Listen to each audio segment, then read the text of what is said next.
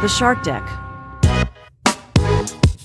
Johnny Mac with your daily comedy news. I am running out of time to come up with a birthday present idea for my wife. From the late bot, buying a birthday present for your wife is like trying to solve a Rubik's Cube blindfolded. You have no idea what you're doing, and you just hope it turns out okay in the end. I asked my wife what she wanted for her birthday, and she said nothing. I have everything I need. Yeah, she always says that to me, too. So I got her a box of nothing. She was not amused. Dusty Slay is at the Blue Room Comedy Club today and tomorrow. He's loyal because they used to book him when he wasn't as famous as he is now. Back in 2016, he played the Blue Room. It was then known as Billiards because it was a pool hall. Dusty and the owner, Chris, hit the streets trying to recruit a Springfield audience by asking patrons, "Want to catch a comedy show for free?" That didn't go so well. A homeless man took up the offer, but he didn't even bother to stick around. Dusty said there weren't many people, and it was the first time the Blue Room was doing Sunday shows. It was so new that many things weren't even set up yet. Now, Dusty is, I don't know if he's big time, but he's definitely medium time. And Chris, the owner, says it's kind of sad because this may be the last time we get Dusty for a long time. Now, when Dusty comes to Springfield, he's placed at the Hotel Vandevort, the city's only AAA 4-diamond rated hotel. Dusty said, "It's a nice place, kind of Illuminati looking. I like to go to a Bass Pro when I'm in town, walk to Mudhouse to coffee, and a record store." Dustin Nickerson told a story about playing golf with Nate Bargatze. This from The Athletic. This is great. Dustin said, "We play this place in Idaho called Circling Raven, which is to this day one of the most incredible courses I've played. I'm nervous because Nate's spending a lot of money to have me out there. We went to the driving range first, and I kid you not, it looks like I've never played golf before in my life. Like I've never tried anything athletically before. I'm shanking the ball. I'm missing the ball. One time I missed the ball 3 times. Time out. Maybe once a month I'll head over to Top Golf with the boys. Boy, the last time I went, I was missing. I couldn't even hit the ball. I don't mean I couldn't hit the ball well. I mean, I couldn't hit the ball. It was embarrassing. Luckily, my friends are cool, and they probably waited until I left to make fun of me. Dustin said, "I'm missing the ball. One time I missed the ball 3 times. Only 3? Stop bragging, bro. It's like when you bring a little kid out golfing and you're going 8 feet at a time. I think Nate's seeing all this. It was so bad. And so the first hole, we get up there, and I hit it 210 yards in the middle of the fairway. The next shot's about 110, 115 yards, and it gets within 5 feet of the pin. I birdied the first hole. It has a reverse effect on Nate, who says, "Why'd you play so bad? Are you trying to hustle me?" Dustin shot in the lower 90s. He says, "For that course, very good. I'd like to think it was like angels in the outfield. They straightened my swing on that first hole that allowed me to relax the rest of the game, and now I can still work with Nate, thank God." Brett Goldstein spoke to Variety about the Muppets, and he said, "There's a lot of great stuff in the Muppets." They asked him, did he ever subscribe to Muppet Magazine as a kid? Brett said, "No, I didn't know that was a thing. Now I feel ashamed." "Would you like to see some issues?" "Yes, please." The writer said, "For decades, I've held on to copies of Muppet Magazine.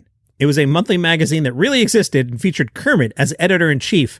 I don't know how to break it to the writer here. It probably wasn't actually Kermit because there is no Kermit. Statler and Waldorf wrote about movies and TV. Miss Piggy penned an advice column. This sounds amazing. In one issue, Fozzie Bear interviewed Henry Winkler.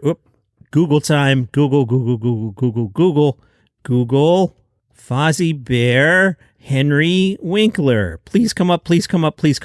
Rats, I just did an edit there and spared you my internet search. I saw it definitely happened. I have seen covers of it. People have been selling this on eBay. So on the cover, we see a young-looking Henry Winkler with his hair growing out. This is from 1983. So he's got very 1983 part in the middle hair. He's wearing a red sweater as if he's Mr. Rogers. Fozzie the Bear is hanging over his left shoulder, and Kermit on Winkler's right. Boy, I would love to read you that article, but I can't find it. Interesting, my internet search, a lot of Japanese links to Muppet Magazine with Henry Winkler. Anyway, the writer shows Muppet Magazine to Brett Goldstein, who goes, whoa, this is quality stuff. Solid, thoughtful, subversive, funny.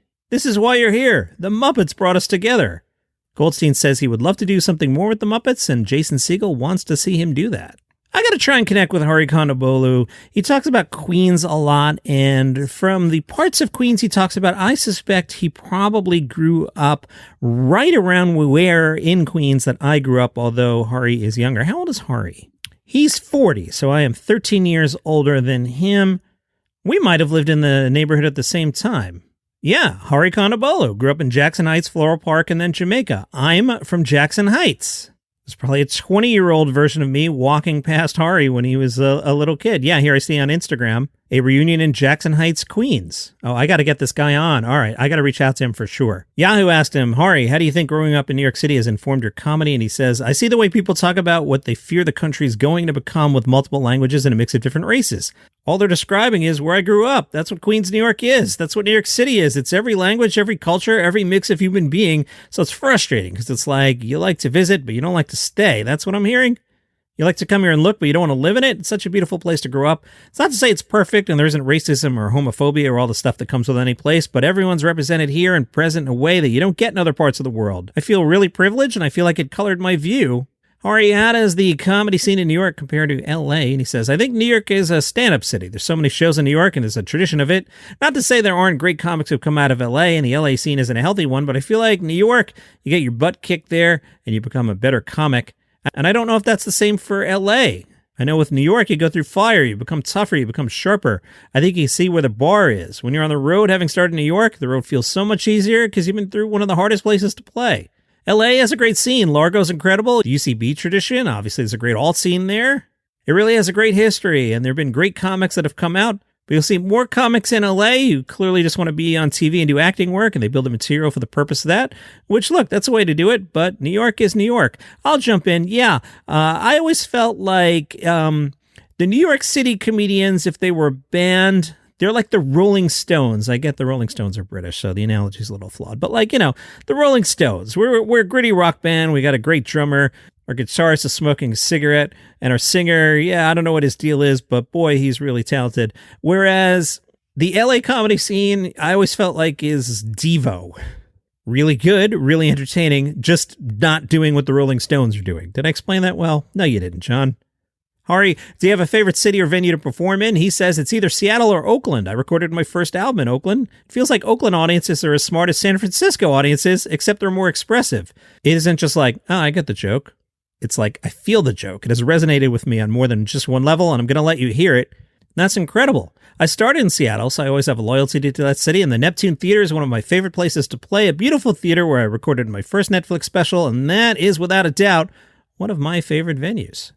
Hi, my name is TJ, and I host a daily radio show. I have a bunch of friends that join me for it every day, and believe it or not, we all still see hope in humanity. Are you one of these people too?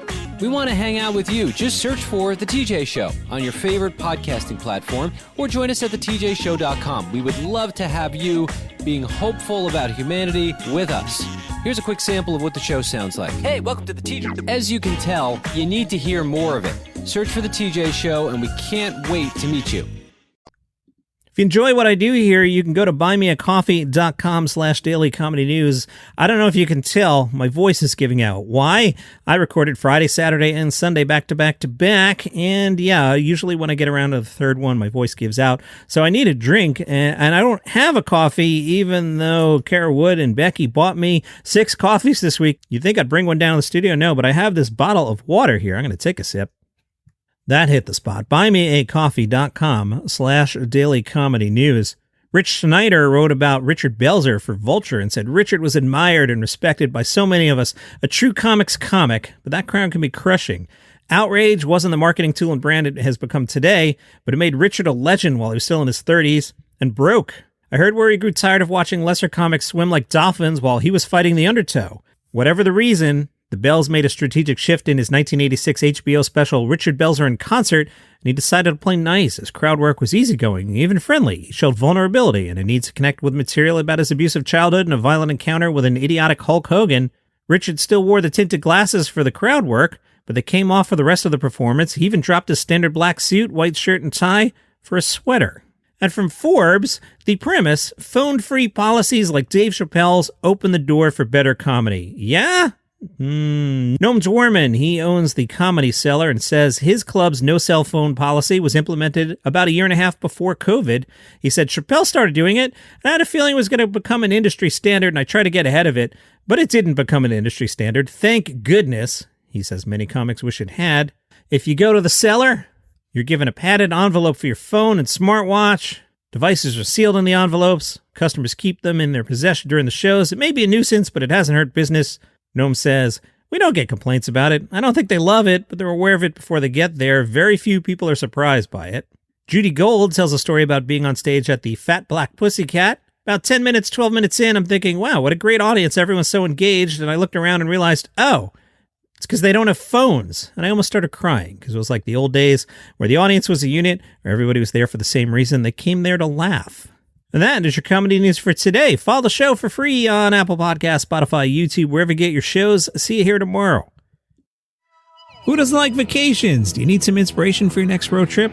Are you excited to get out there and explore the world again? Hi, I'm Johnny Mac. My podcast is called Travel is Back. Travel is Back is travel for regular people. We hop in the car, we fly coach, we use our miles, we eat at normal places, we stay at normal places. So what I do is I hop in the car, I grab my portable recorder, and I go somewhere. Season 3 kicks off with a road trip to Key West. You can check out the back catalog. There are popular episodes covering Chicago, Nashville, Vancouver, Seattle, a whole bunch more. Travel is Back, road trips for regular people. Follow the show on Apple Podcasts or wherever you get your shows. These are quick, these are casual, and it's for regular people like you. Travel is Back.